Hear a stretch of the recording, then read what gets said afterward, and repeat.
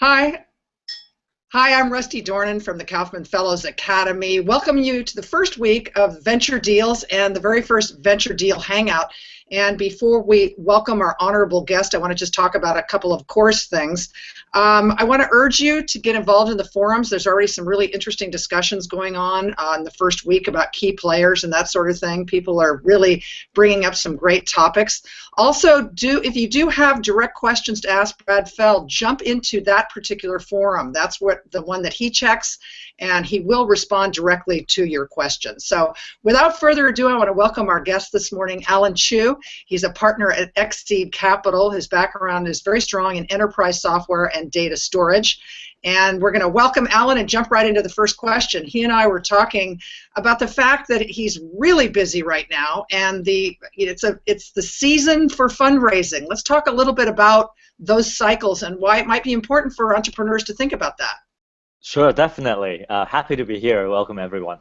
The time between Labor Day and Thanksgiving, it's always a busy fundraising season because a lot of entrepreneurs hold back until all the investors are back from the summer vacation before they go start pitching venture investors. And for right or for wrong, as a result, this is a time of the year where we get inundated with a lot of inbound interests. And that has implication on how you want to pitch to your potential investors as well, because you really need to have a strong story well put together to stand out from the noise. Because if you can't grab an investor's attention in the first 30 seconds of reading a warm intro that your mutual contact has made for you, it's always a warm intro, right? Never a cold email. If you can't get the investor's attention in the first 30 seconds, you're done. And if you could make it to the first meeting, again, you want to grab people's attention in the first couple of minutes when you're pitching, because there are a million things that are going on in an investor's mind, and you might be truly building a compelling business, but you're also competing for attention.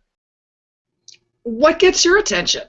You know, on that first, what do you recommend? What really draws you in when the founders are pitching you, and they haven't had a first meeting yet, and they're just trying to say, hey, look at us. This is something you should pay attention to. But the first thing is whether the opportunity is a good fit for our firm. We made it clear on our website what kinds of companies we like to back. Enterprise startups. We care about technology differentiation. We love businesses that are disrupting large markets or creating new opportunities. If an incoming email shows their understanding of what we're looking for, that helps. So first thing, we look for alignment with our investment thesis. The second thing is we look for what we call authentic entrepreneurs. These are entrepreneurs who really have a deep understanding of their space, of the customer problems they're trying to solve, and of the dynamics of the industry in which they will be operating. And the third thing we're looking for is preferably customer validation. Now, in the case of XSeed, we are very early stage. We're a seed stage firm, so we go invest in a company. Usually before Series A investors, we are typically we're often the first institutional investor into a company. So we don't mind getting into a company that doesn't have a complete management team. A lot of things still need to be proven. But we are always looking for customer validation. It could be the first 3 beta customers that have already been using your product, right? Or it could be early revenues where you're not at the point where you can raise a Series A, but there's enough going on that convince us that you're on the path. Mm-hmm. Some folks in the class have been discussing how strategies of VC firms differ based on the size of their funds. How does fund size dictate the type of investment and even the involvement in the investment? That's a great question. Excellent question. You absolutely want to know about the fund size of the firm that you're raising money from, and here's why. Venture capital firms are investing our limited partners' money. These are other people's money, not our own money. Well, we have a little bit of our own capital in. So, which means we have external obligations. Our LPs expect us, in general, to return 3 times the capital they have put under our management. So if you keep that in mind, if I'm managing a $100 million fund, for example, then I'm expected to return $300 million to them. And if I further assume that on average, among the companies that end up having a positive liquidity event, that own on average 10%.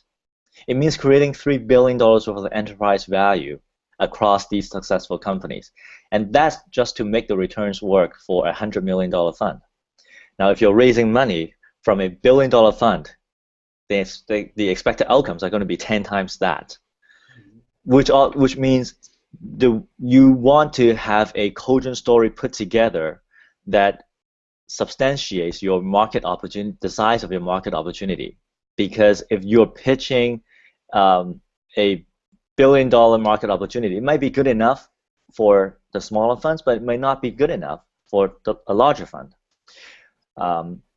One of the advantages of starting your fundraising with a smaller fund is also to give you more degrees of freedom when it comes to liquidity events.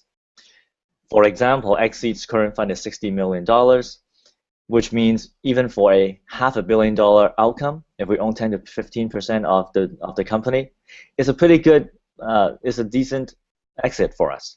But if I'm managing $2 billion, your company gets sold for $500 million, it's great for you, but for the firm, it's not good enough it doesn't even return half the fund. So, which means if you're raising money from a larger fund, the investors are going to want to push you to go for the home run and go for that $1 billion plus outcome. And there's no right or wrong answer to it, but you want to go in with your eyes wide open, knowing what your investors' expectations are. Okay, we've got quite a few viewers, and I know some folks must have some questions for you. For Alan Chiu, he's a partner at XSeed Capital, investing in early stage startups. What are the three things that founders should really be just focused on when they're fundraising? If you could say the three top things that they just need to always keep in the forefront of their mind when they're looking to get funded. Sure. First of all, you want to convince the investors, the venture investors, that this is a venture backable business. And what does that mean? Concretely, from a revenue point of view, you want to paint a reasonable path that would get you to at least $50 million a year of revenue in 5 to 7 years. Because if you could get to that level of revenue and you have strong growth driving into that, it means this is at least a $500 million outcome and plus. And that's when it starts justifying the risk that a venture capital firm will need to take and the level of returns that they need to generate for their LPs. So that's number one. Number two is you want to convince the investors that you are the best team on the planet to attack this problem and to make this happen. There's a saying that's often repeated in our industry: no good deeds go unpunished. If you happen to have found a very compelling opportunity, chances are you will have competitors. So we all want to back the number one winner, especially in a technology startup where the number one winner tends to get most of the returns. Everybody's looking for the best team to bet. So you want to convince the investors that you are by far, hands down, the best team to execute against this. And the third is you want to have a differentiation that is sustainable. Tell that story. How are you different? Is it your technology? Is it network effects? What makes you stand out from your competitors who are trying to build a similar business, who are also depending on network effects? How do you know? How do I know as an investor that you're going to be the first to critical mass? Right? So you want to think through your differentiation and how it could be sustained over time. All right, good. We've got some questions now. In the very beginning seed stage capital raise, how many VC firms do you suggest approaching? And what should be the expected results and or receiving funds timeline? I would say start by identifying the first 10 targets that you want to raise money from. You don't want to have too long a list. One is just unwieldy. Two, you don't want to just talk to too many investors at the same time and start developing a reputation that this is a shopped deal. That most investors would be concerned about that if they see an opportunity that many of their peers have seen and passed on. The power of social proof could be, if it's positive social proof, will work for you, but in this case, if you develop a reputation of having shopped this deal around to a lot of people, then it's negative social proof. Oh, go ahead. And another reason for starting with a more controlled list of investors first is you are going to get feedback from them. Now, different people have different opinions. You're not going to take all of them to heart, but you will be learning from these early pitches. So starting with a smaller list gives you the opportunity to learn from the first wave of feedback, then refine your pitch, then go out to your second wave of investors so that you can learn over time. And she's saying that what kind of results? What's the timeline? The realistic timeline? Should you get somebody who's interested? I would say think in terms of months, not weeks. We have run into quite a number of entrepreneurs who are first time raising money from venture capitalists, and they expect a deal to be closed in, let's say, a couple of weeks. And that happens if this happens to be a super hot deal that is highly contested, and the investors could see the value prop right away, and they quickly come to the conclusion that you're the best team to tackle it. But most companies don't fall into that category.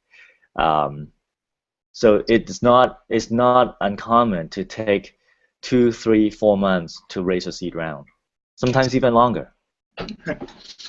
If I target relatively small market, 20 million, but my product is simple, requires small investment, and is customer validated, can I attract any VC into funding me? That would be challenging because that kind of market size is just not big enough to sustain a company that could get to $50 million of annual revenue in 5 to 7 years. And as a result, most venture investors would pass. It doesn't mean it's not a good business to build, though. It could still be a very valuable and viable business to build. It just means that venture capital is not the right source of capital to finance this business. Okay. Some research argues that early stage funds perform best when smaller than 250 million. What are your thoughts on that? That it makes sense because it's easy to generate a 3x return on a smaller fund than on a $1 billion fund and plus. If you're managing a larger fund, you're basically competing for the 10 to 15 potentially $1 billion plus companies, what is colloquially called unicorns. You're basically competing for the 10 to 15 unicorns that are created every year amongst all the venture investors. And if you don't hit on multiple unicorns in your fund, you're not going to hit your returns target. Okay. How often do you chase a startup that is not actively raising but focused on organic growth? So outbound versus inbound deal flow. We do that all the time. Now, as seed investors, oftentimes our outbound efforts are going to be more focused on companies that don't have a lot of customer traction or revenue yet, because if they already have a lot of revenues or customer traction, they'll be raising from a larger fund at a downstream investor. But yes, we do outbound outreach out to companies that are doing interesting things, tackling interesting problems, especially with differentiated technology a lot, because that puts us ahead of our competitors, fellow investors, who might be interested in investing in the company as well. When a company, if we're looking at an inbound interest, chances are this entrepreneur has also reached out to 10 or 20 other investors and will be competing on the same grounds as other investors. We have, I think some folks do have, these Google Hangouts are great, but as you know, the video quality can be intermittent. And so I'm not sure, this may be jumping back a couple questions, but we did have somebody asking who had some video problems. Could you rephrase the first LP return expectation? Is at least 3x of the capital under management. So if you are raising money from a $100 million fund, their LPs are expecting them to return $300 million over the life of the fund. Okay. And then we're just, what are the regulatory requirements for venture firms? Or are there? Specifically about? That's all the question says. Are there regulatory requirements for venture firms? It's a very general. Yes, there are, but not onerous, and it's not the same level of scrutiny as a publicly traded company. Okay. What is the best way for an entrepreneur to prepare themselves to go into a negotiation with a VC? What are the best is to build a compelling business, of course. If you are able to generate serious interest from more than one venture firm, that will put you in a good negotiating position. It's always about, as in any negotiation, it's always about your bet. How strong is your bet now, right? Your best alternative to a negotiated outcome. So, if you can only get one venture firm interested in you and you have no other alternatives, then you're going to be in a much weaker position. What's the optimum though? I mean, it's obviously it's difficult for founders who are struggling to get their startup going. Fundraising takes a lot of time and energy, of course, to prepare for those. What's the optimum? 2, 3? I mean, how many should you be reaching out to realistically to get that kind of conversation going where people feel maybe they need to compete for you? Generally, we found that you could probably keep about 10 active leads in terms of prospective investors at any one time. Some of them are going to give you a quick no, which are great actually, because then you don't waste time on them.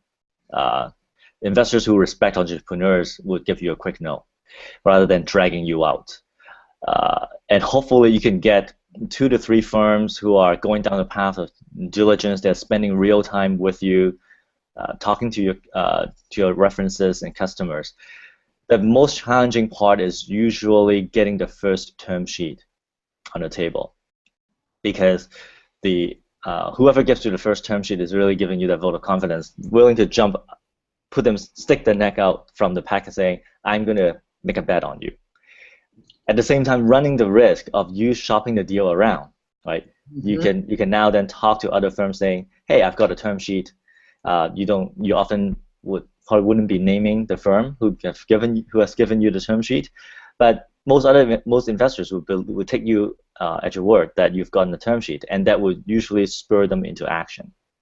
Okay, we've got suddenly a bunch more questions cropped up here. How do you differentiate yourself as a firm? What other distinctives do you see out there that you admire? It is a very competitive landscape. XSeed belongs to the part of the venture landscape that is called micro VC, and at last count, I think there are 135 active micro VC firms. So that's good news to you, entrepreneurs. You have a lot of investors to choose from, and you only need to get 1 or 2 to say yes to you. So that's a great situation. For us, how we differentiate is by the kind of team that we have built in our firm. We believe that the stage in a company's life, the stage from seed to Series A, Series B, is the most fragile stage of your life as a company. And we want to do everything we can to help you survive, help you grow through these stages. And we do that by making sure that everyone at XSeed has operating background. And as a team, we try to cover all the different functional areas and as many industries as possible, so that we could, at the minimum, share with you the mistakes that we have made in the past, so that you don't repeat the same mistakes. You get to make original mistakes. On top of that, we have built an extended team of EIRs who are experienced entrepreneurs and executives that you could go to get advice, as well as XSeed fellows who are current grad students at universities such as Stanford and Berkeley with very deep domain knowledge in the areas of research, who could be helpful to our portfolio companies as well. Okay, we have a lot of questions on here. One of them was, because of course you make it sound all very attractive, Alan, and we do have a lot of folks who are in early stages. People are asking, can they personally reach out to you in XSeed regarding startup and raising seed capital? Sure, we'll welcome the interest. As long as you're building an enterprise startup with technology that is not easily replicated. Okay, good. What percentage of startups funded are successful, i.e. the relation of successful startups, total startups funded? It depends on the definition of success. From a venture investor's point of view, typically about 10% of our portfolio companies would get us a 10x plus outcome.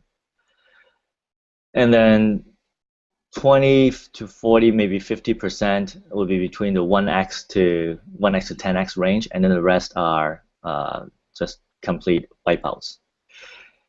Having said so, from a venture investor perspective, a return that's between 1x to 10x is nice, but if that's all we get, we're not doing a good enough job for our LPs. But these returns could be great for the founders. You could make life money out of these outcomes. So what success means could be very different from founders and from venture investors. Could you give us some background on your investment funds? What size are they? What geographies are you most active in? Where do you get your deal flow from? How easy, difficult is it for you to get good deals these days? Quite a few questions in there. Sure.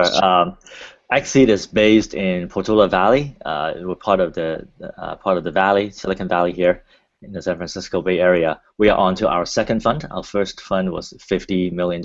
Our current fund is $60 million. And we are about 2.5 years into investing out of this fund, so we're still very actively investing out of it, and there's a lot of dry powder to be deployed. In terms of how do we get our deals, like most venture firms, we get a lot of inbound interests.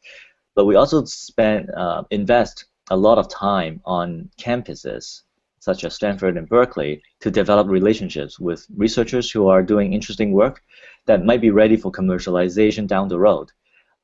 And we also like to get to know their grad students as well who have an entrepreneurial bent, who might be thinking about starting their companies. It takes a lot of time to build these relationships, but it's worthwhile, because if these potential entrepreneurs trust us, hopefully when they go start a company, or even when they're just thinking about starting a company and want someone to brainstorm and whiteboard with them, they will come to us. We have, of course, a lot of international students. In fact, in venture deals, we've got folks hailing from 6 continents. So there's a lot of interest in a question like this. Do you have any suggestions on how or where to identify early stage VCs that look at international startups? Most venture capitalists would like to invest in their own geography because they could leverage their networks to help them with diligence, deal flow. They also feel that they have a better understanding of the market and in a better position to help the portfolio companies succeed. Which means if you are building a startup that is targeting Brazil as a market, for example, you probably want to look for an investor in Brazil to be helpful to you. What is the normal period VCs look to exit for their ROI? Most venture funds are 10-year funds. And as a result, you will see that most of the investments in that fund will be made in the first 5 years, because it does take time for companies to mature and generate a return. That's not to say that a venture fund will never make a new investment in the second half of the life of the fund, but the bar gets increasingly higher towards the end of the life of the fund. Who typically takes ownership of the cap table? Hang on a second. Think A to B round stage, VC or company or multiple copies? The company maintains the master copy of the cap table. Venture firms typically would track their own investments as well, and every time a new round is done, there will be a reconciliation exercise that goes on where the venture firm or one of the investors would try to reconcile their record with the company's record to make sure that all the information is still correct. Okay. Is it off-putting to a VC to see a company that has been crowdfunded or has multiple angel investors involved? As a general principle, the answer is no.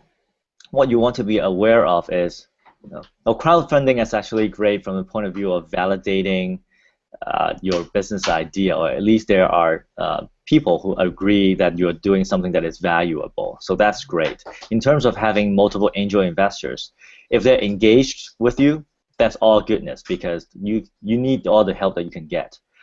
What you want to be careful about is not to have too many investors in your round and everybody putting just a little bit of capital, not enough for them to really care about what you're doing. And in that case, all you're getting is just money, but not advice, not help, not people who feel like they have skin in the game and are willing to put their social capital at work for your benefit. You've answered some of this, but there was another question about crowdfunding. What are your thoughts on crowdfunding now that Title II is in place? We see crowdfunding as a great way to expand access to capital for entrepreneurs who might not have access to capital otherwise. We don't really see crowdfunding as a competitor to us, because the investors behind a crowdfunding campaign are typically not the ones that will, especially in the space of enterprise software startups, they're not the ones who are going to open up doors to you to get you into enterprise customers, or help you think through the financing strategy for your subsequent rounds. A lot of the value that we as VC firms bring to the table are complementary to what you would get from a crowdfunding source. How do you raise money from LPs? What type of LPs are you raising money from? These days, LPs come in a lot of different flavors. Traditionally, these would be institutional investors who are university endowment funds, pension funds, funds of funds, family offices. More recently, more high net worth individuals are investing in micro VC funds as well. In the case of XSeed, we have institutional investors as our LPs. Okay. What is the difference between seed stage VC like you are versus angel versus larger VC? Good question. Angels tend to invest only in the first round. They rarely would invest in the follow-on round.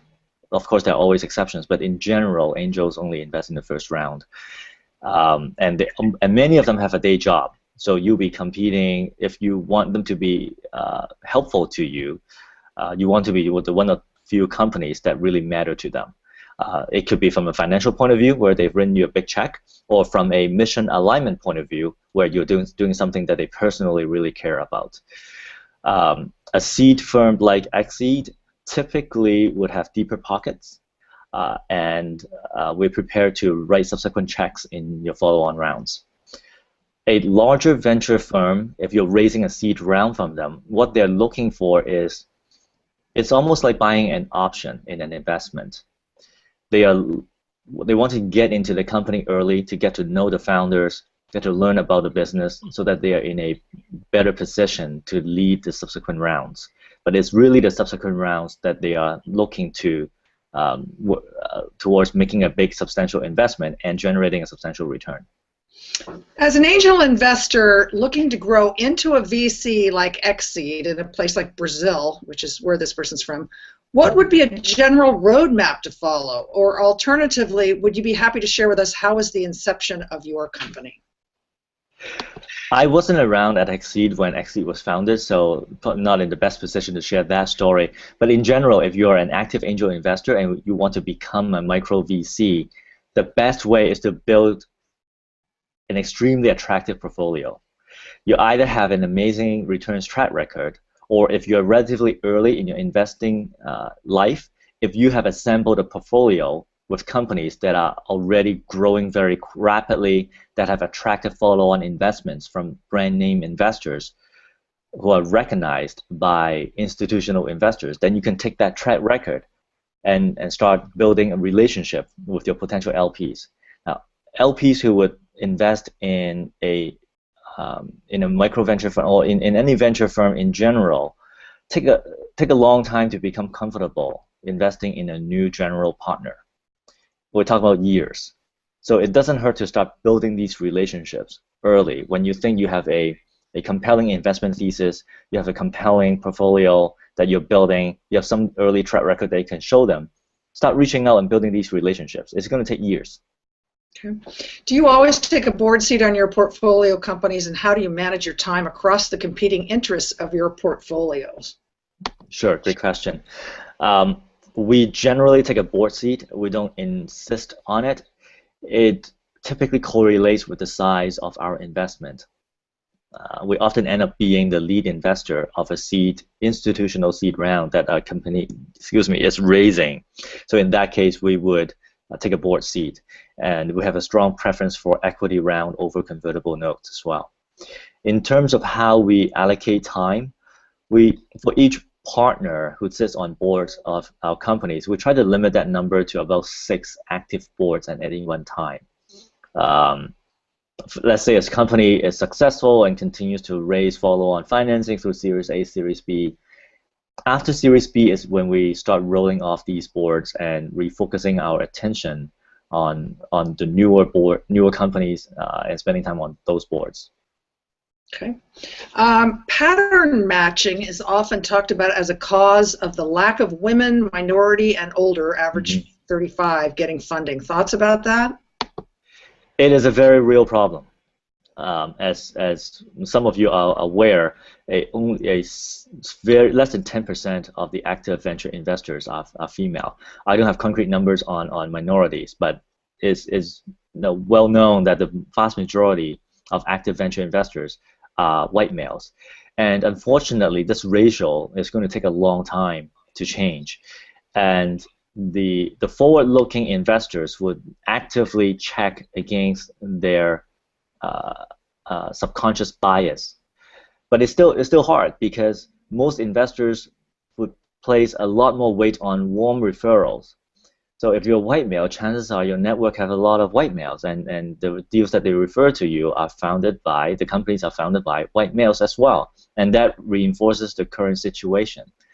Firms who want to break that cycle will need to go out of their way as part of their outbound effort to start building relationships with ethnic minority communities, with female entrepreneurs, to start actively looking for entrepreneurs who come from these backgrounds, to start diversifying that pool.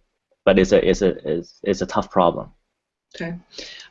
Do you ever, or have you ever, had to help a company fill out management positions on their team if they didn't have enough team members? Yes, we do that all the time, especially given how early we invest in the life of a company. Oftentimes there are just two founders, or maybe two founders plus a couple of engineers, and it is very common that they don't have a full bench on the management team yet, and we'll actively work to help them fill those gaps. Okay.